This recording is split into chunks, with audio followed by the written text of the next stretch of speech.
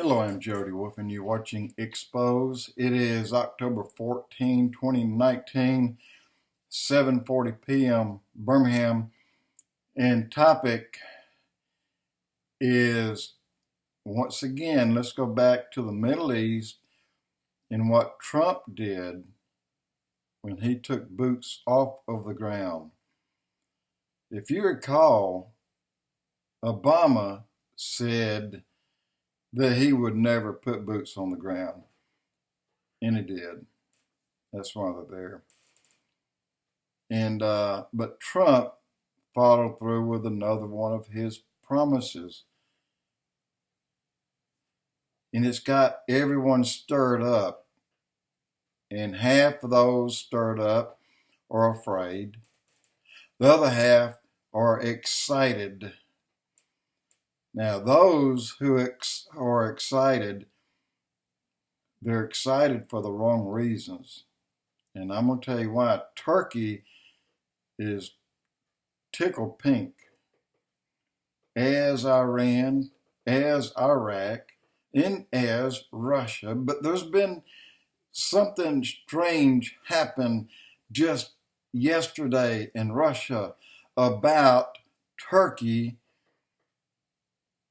openly saying they're going in because those that Trump left had been receiving billions of dollars, along with Trump having boots on the ground. And this is the northern parts of Syria. But there's something really strange about this, because it didn't take but 24 hours to convince all those that Trump was with and giving this money to, that they just suddenly go over to the side of the, I don't know if you call him king or the president of Syria, but Assad. In 24 hours, they made that decision. 24 hours, Turkey made a decision. We're going in. And we're going to take out those who are supposed to be taking out the terrorists, which are the ones that Trump left. Look, we didn't have a dog in that hunt in the first place. We shouldn't have been there. But something else happened when Turkey said they're going in. Russia told Turkey to back off. Russia told Turkey, if you do what you said you would do, then we will have to stop you. Guys, this tells me two things. It tells me, one, that Putin really controls what's going on in that part of the world a lot more than people think. And two, we are diving headfirst into the very end of the end days. Guys, look, Turkey's not going to take a browbeating from Russia, not for a minute. This could be a powder keg. I think Turkey's going to go ahead and make a move. And I think the disturbance with Iraq joining Iran, and then Russia trying to tell Turkey, you can't do this, and Turkey saying, wait a minute, who made you boss? Like I said before, you had a military power, a major military power, that kind of kept things in order, but no one was getting ahead. Assad, his troops, those fighting the terrorists, and what Russia and Turkey both have been doing, no one's getting ahead. They're spinning the wheels like in a mud hole. But now things change. Even though Russia told Turkey to back off, Russia and Turkey and Iran are still holding military operations, and I guess you can call them war games.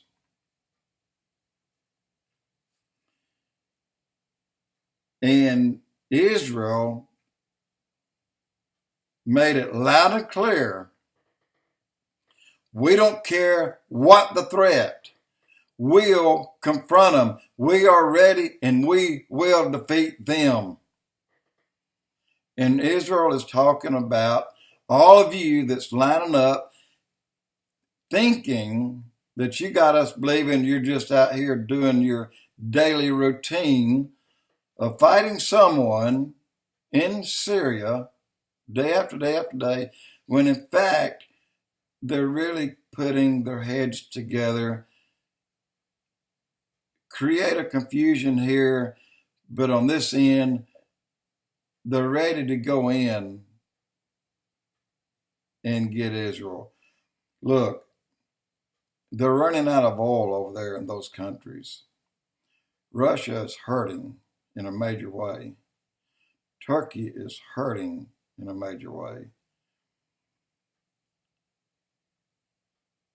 All I can say right now is you have to be ready, because if we see, and we're going to see it, make no beans about that, we will see it, Damascus just cleared off of the map, just taken away, then all the cards are on the table. They're not off the table. Now they're on the table. This paves the way for everyone to get their crap together. And it won't take long from that point for them to team up and go against Israel. And like I said before, I don't know how many each country will send in against Israel in the Ezekiel 38 war. It could be it could be many millions. It could be 10 million with all countries combined with who they send. But keep in mind, 87.2 or 3% of those will die. Only a remnant will go home. Just like mid-tribulation, only a remnant of the Jews will be saved. All this is going to come on quickly. It's going to catch you off guard. It's going to happen suddenly, just as a lightning flashes from the east all the way to the west. That quick, the church will be removed. And then the Ezekiel 38 war will be underway, fully underway. And it'll be a war that won't even go for an hour. It'll take months for the smoke to clear, take months for the Jews to bury the dead. It'll take 7 years to burn the weapons. No one will go against the Jews again after that, because they're now afraid of the God of the Jews. They know he means business. And we weren't there because we're not here to go there. We have been raptured out. The church has left. And look, don't get me wrong. There's a lot of countries that's going into that battle where a lot of people will be raptured out. But they're still going. And somebody made a statement just today, and I can't go along with it, that then it leaves the door for Obama, who they say are called the Antichrist. I don't believe that, because I believe Obama's way too stupid to be an Antichrist. And then the Pope, the false prophet. Obama did some things back when he was in, where he sat on the seat of Apollo, I guess.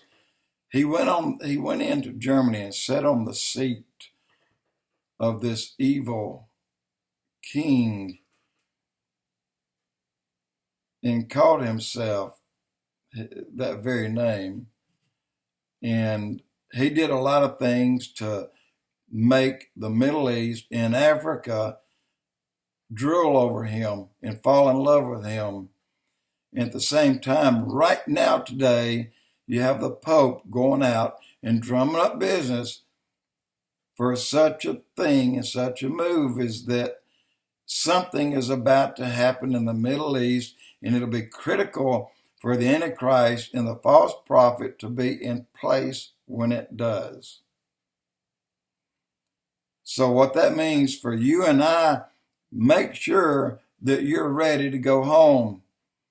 I believe we're in the very end of the end days. I mean, the very end. If we're here tomorrow, then you're lucky if you're not saved.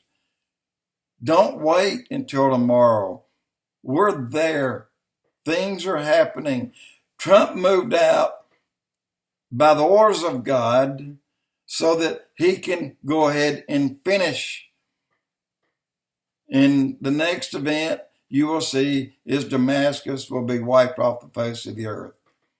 And when you see that, we're out of here. Because the next event will be Ezekiel 38 war. Guys, everything is in place. Everything is in place. Nothing else has to happen. We're there. We're ready. And a lot will happen afterwards, like Egypt. That's why High Dam will be blown up and Egypt will be plunged underwater for a amount of 40 years. Yes, that's true. But that'll be before the 1,000-year millennium, but it'll be during the tribulation. A lot of small things like that that people don't even think about. But we are there. And for someone not to be ready is foolish. If you're on the fence, get off of that fence tonight. Just be ready because things are about to happen. Jody Wolf Expoz.